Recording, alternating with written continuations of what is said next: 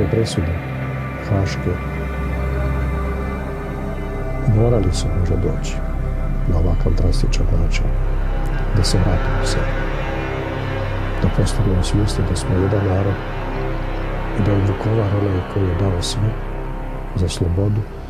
i jedinstvo našeg hrvatskog naroda. Možda se to moramo